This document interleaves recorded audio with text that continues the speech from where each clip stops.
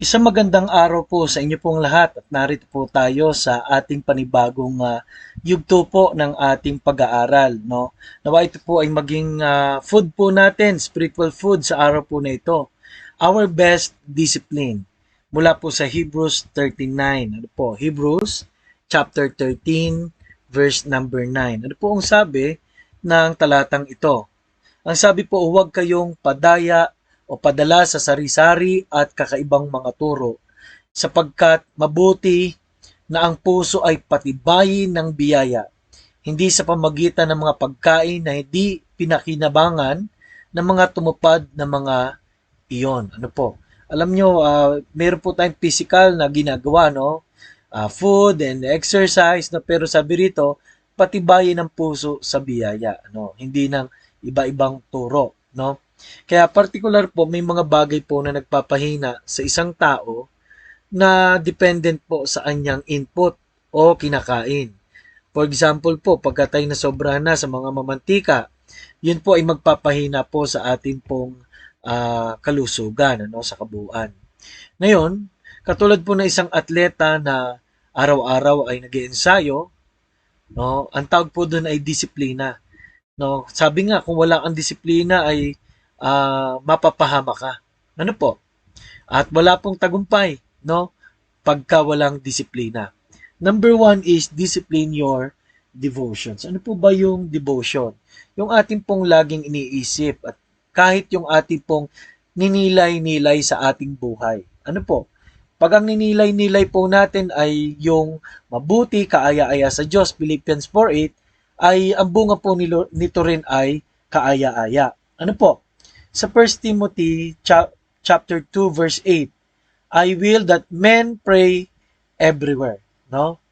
Ang failure po sa ating buhay paminsan ay hindi po nagsisimula sa ginawa natin, ngunit unang-una sa ating pong iniisip. Number one, pag ang iniisip mo sa sarili mo na ikaw ay walang nagawa, ikaw ay talunan, pag iniisip mo yung mga naalipas, at pag iniisip mo na may mga bagay na struggle sa iyong buhay, ito po yung magiging debosyon o center ng ating pong pagkatao. Pero ang sabi po ng Bible sa Matthew 6:33, seek ye first the kingdom of God and His righteousness, and all these things shall be added unto you. If lahat ng bagay po na nakasentro sa atin ay positive, no?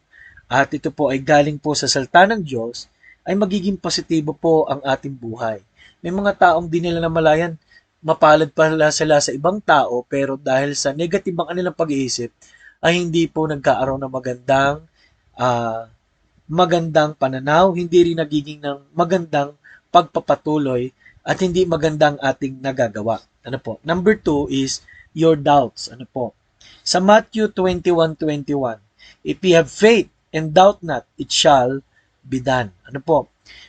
Pagka tayo po yung mga may doubt no, sa pananampalataya, ay hindi po mangyayari ang inaasahan ng Diyos sa atin. Kaya nga, ang ating mga napag-aralan, no, faith that moves mountains. Ano po? Ibig sabihin, napakahalaga po na ang ating pag-asa, ang ating pong uh, actions is based on trusted information. Number three, your desires. Sabi po ng Colossians 3 to set your affections on things above, not on things on earth. So pag ikay nanood ng mga video, lahat, no, mga kausap mo, lahat ay worldly desires, ikaw ay magiging masaya lang sa material things. Ano po?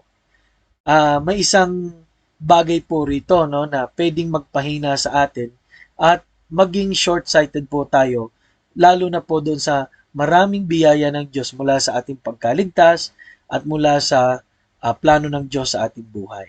Ano po?